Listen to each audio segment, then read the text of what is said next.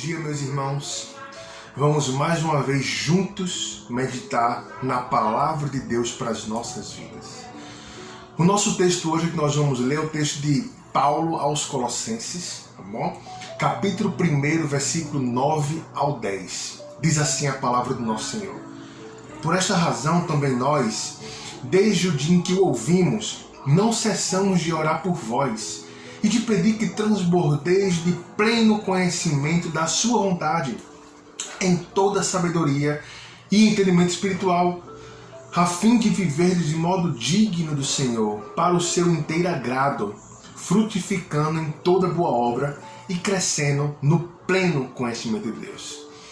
Esse texto daqui é um texto muito chave na minha vida, que mostra como o conhecer a vontade de Deus é indispensável para a vida do crente, indispensável para a vida do discípulo, indispensável para a minha própria vida.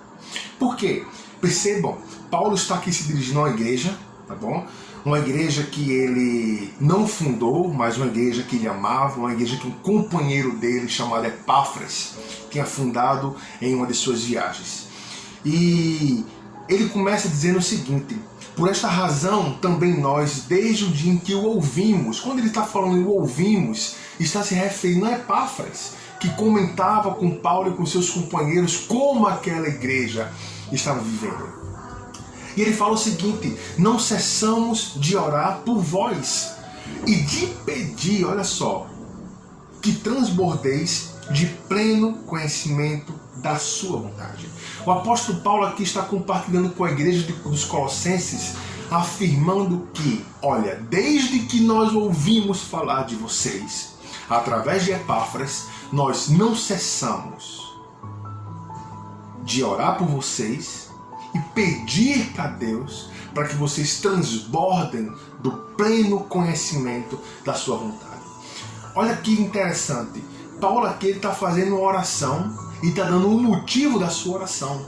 E o motivo da oração é que Paulo estava orando pela igreja de Colossos para que eles fossem cheios do pleno conhecimento da sua vontade, para que eles transbordassem, para que eles fossem cheios desse conhecimento que vem da palavra de Deus. E ele fala em toda sabedoria e entendimento espiritual, justamente falando para que a igreja dos Colossos fossem uma igreja sábia, uma igreja que tivesse o entendimento da palavra do Senhor. Mas Paulo ele não para aqui. Paulo ele vai dar um motivo final pelo qual ele faz essa oração pela igreja. E Paulo ele continua dizendo: a fim de viverdes de modo digno do Senhor. Paulo está falando: olha, a gente ora por vocês, sem cessar, sem parar, para que vocês sejam cheios do conhecimento. Mas, para que vocês sejam cheios do conhecimento com um fim. E qual é o fim? Viver de modo digno do Senhor. Paulo está falando aqui que orava para que essa igreja fosse cheia do conhecimento, para que vivesse para Jesus Cristo, para que vivesse para Deus. Então, a oração de Paulo tinha um fim, para que aquela igreja vivesse de uma forma que agradasse a Deus.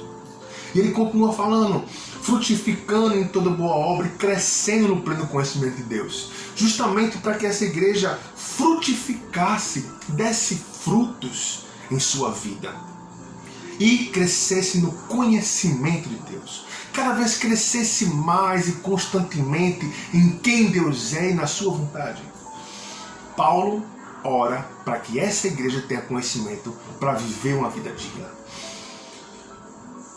Interessante perceber isso, que Paulo fez essa oração há cerca de 2000 anos atrás.